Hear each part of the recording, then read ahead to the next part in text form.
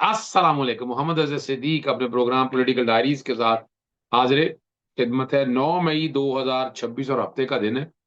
अगला हफ्ता बहुत सी चीजें लेके आएगा, लेकिन इस हफ्ते के अंदर जो चीजें सारी सामने आई हैं, मौजूदा हुकूमत नाकाम तरीन हुकूमत अब आ रही है। बातें अब बीच में से भी लोग बोलना शुरू। और भाई ये मैं पिछले अप्रैल को कह चुका हूं, चले मैं इस पे गुफ्तगू करूंगा। सुप्रीम कोर्ट में जो फाइलें गुम हुई हैं उसके हवाले से जो केस है उसका फैसला मुतवक्को है। और पेट्रोल पंप पे मैंने बहुत लिखा है, बहुत बातें की है, जरा उस पर भी मैं बात करूंगा। और यूटिलिटी स्टोर कॉर्पोरेशन के साथ क्या हुआ, लाहौर हाईकोर्ट का एक बहुत ही अहम फैसला है जो खास तौर पर ओवरसीज पाकिस्तानियों के हवाले से। लेकिन इस वक्त सबसे पहली जो बात मैंने बात करनी है वो बरतानिया में होने वाले लोकल गवर्नमेंट के इलेक्शन, स्कॉटिश पार्लियामेंट और वेल्स के इंतखाबात ने क्या हालात पैदा कर रही है और वहां इमिग्रेंट के लिए क्या मसाइल पैदा हो सकते हैं। ये मेरी अपनी असेसमेंट है, हो सकता है मैं गलत हूं, लेकिन मैंने कोशिश की है। लेकिन ये इसने इंतखाबात ने हिला के रख दिया वहां की सियासत को। सबसे बड़ी जो खबर ये है कि लेबर और कंजर्वेटिव दोनों कमजोर हुई है।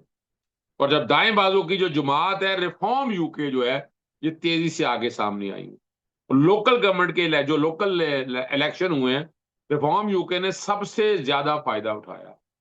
हजारों कौंसिल नशिस्तें हासिल की और कई अहम कौंसिलों पर कब्जा कर लिया। और लेबर पार्टी को शदीद धचका लगा।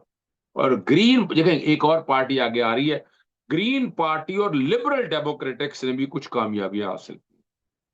स्कॉटलैंड में आनंद सरवर साहब से बहुत बड़ा, जब हमें बरतानिया में था, बड़ा एक ताल्लुक और बड़ा अच्छे बड़े मेहमान नवाज चोई सरवर साहब की वजह से दिलचस्प जो सूरत हाल रही है ना, स्कॉटिश नेशनल पार्टी SNP सबसे बड़ी सियासी जमात और लेबर पार्टी वो कामयाबी ना हासिल कर सकी जिसकी उम्मीद थी।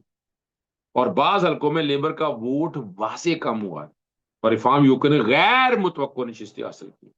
और ये बात जो मैं इसलिए कर रहा हूं, मैं शायद इतना इंटरेस्ट ना लेता, लेकिन इसमें मुसलमानों के हवाले से हकीकत पसंद जो पसंद है तजिया वो जरूरी है।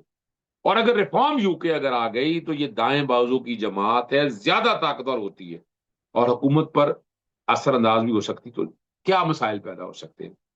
इमिग्रेशन कवानीन जो है ना मजीद सख्त हो जाएंगे, पनाह गुजीनों और नई इमिग्रेशन पॉलिसी पर पाबंदियां बढ़ जाएंगी, इस्लामिया फोबिया के मुबाइस में इजाफा हो सकता है, फलस्तीन में हक में आवाज उठाने वालों पर दबाव बढ़ सकता है, मसाजिद जो है ना मजहबी शनाख्त और हिजाब वगैरह के मामला सियासी बहस का हिस्सा बन सकते हैं, और सोशल वेलफेयर और बैरून मुल्क कम्युनिटी के मुतालिक सख्त पॉलिसी आ सकती है।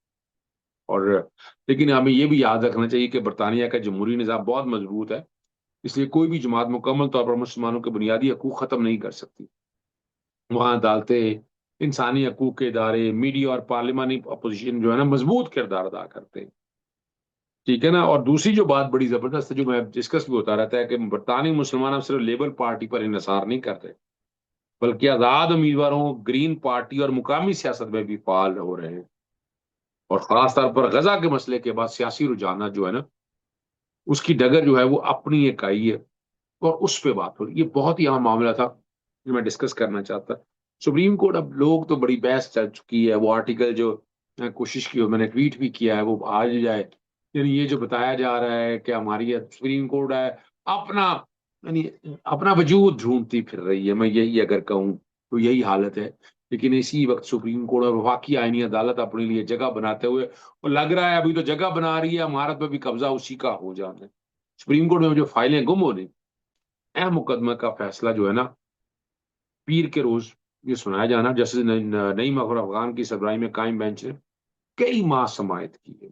और कमेटी के हिस्से के फरोख्त के मामले में green tree holding limited Hamilton, और यहाँ पर कोई बहुत से, ठीक है ना जी, और जियाउल्लाह चिश्ती जो है, ये बड़ी ज्यादती इसके साथ हुई है, ये सारे हालात देख रहे हैं।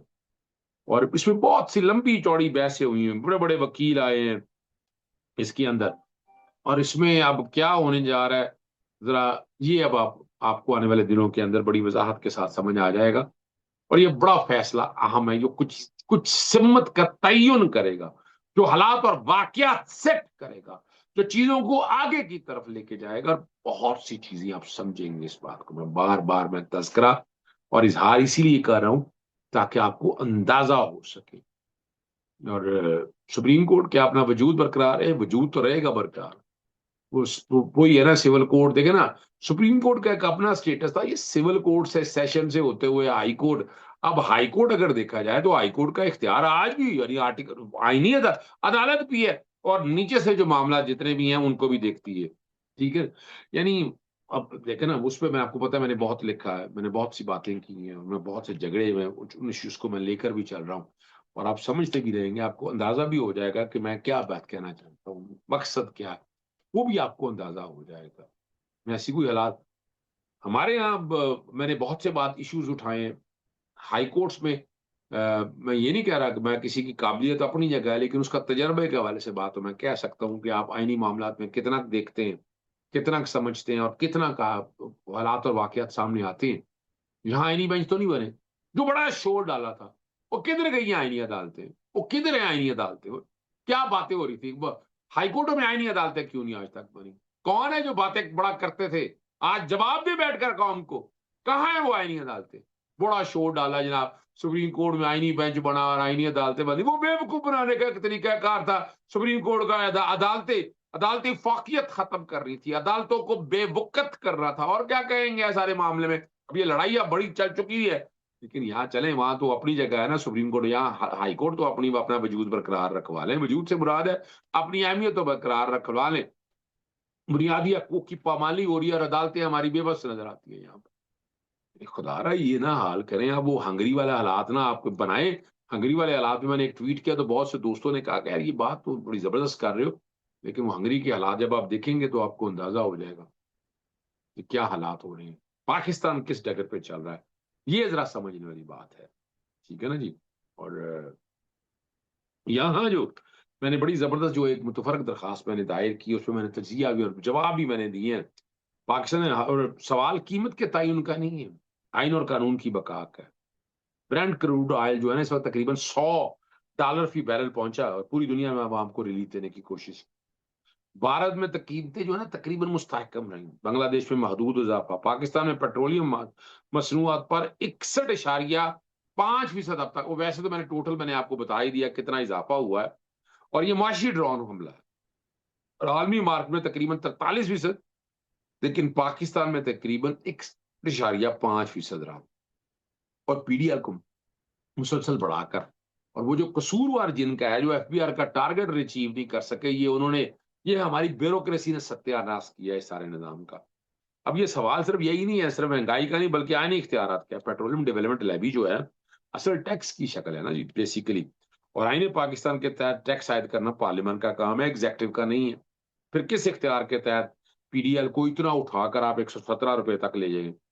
और पीडी और कानूनी हैसियत को मैंने लाहौर हाई कोर्ट में चैलेंज किया हुआ है, मगर अफसोस से मैं कह सकता हूँ, मैं यहाँ पर क्या कह सकता हूँ, 26 से 27 ने सिस्टम को मफलूज कर दिया हुआ है। बुनियादी हकीकी संगीन संगीन पामालियां हो रही हैं। बोले इस पे देखें, वो मैंने फौरी समाअत के लिए कहा था, अभी आज काफी दिन हो गए। अच्छा बेंच है, मैं मुझे उस पर एतराज नहीं है, लेकिन ये बड़ा अहम मामला था, इस पर बहुत पहले बातें होनी चाहिए थी।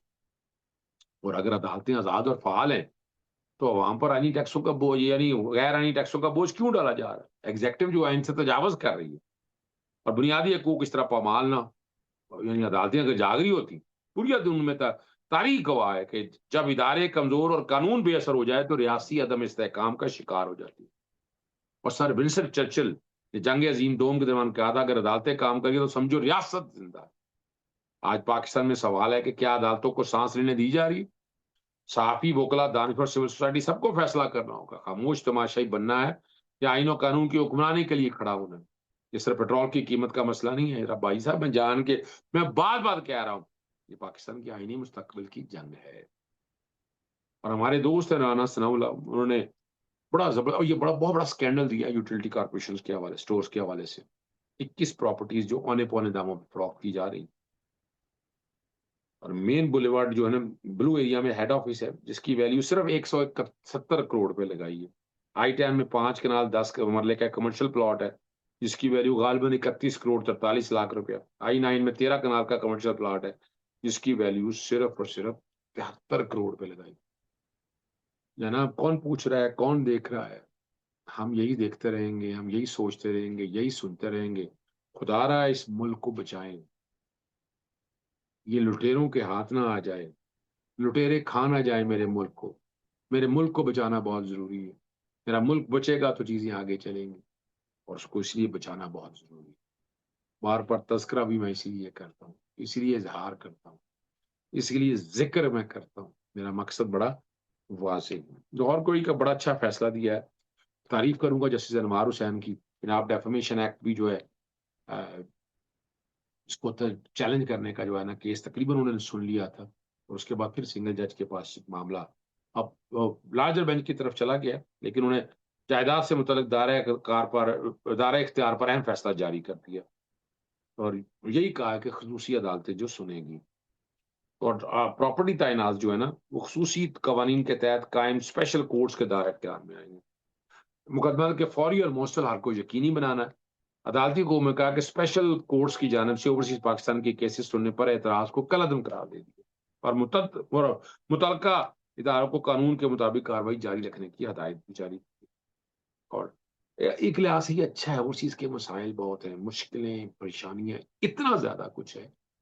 हम बार-बार तज़किरा और ज़िक्र इसीलिए करते रहते हैं, खुदारा इन चीज़ों को आगे जाना है, बेहतरी की तरफ चलना है और बेहतरी ऐसे नहीं होगी जनाब, बेहतरी के लिए आगे बढ़ना होगा।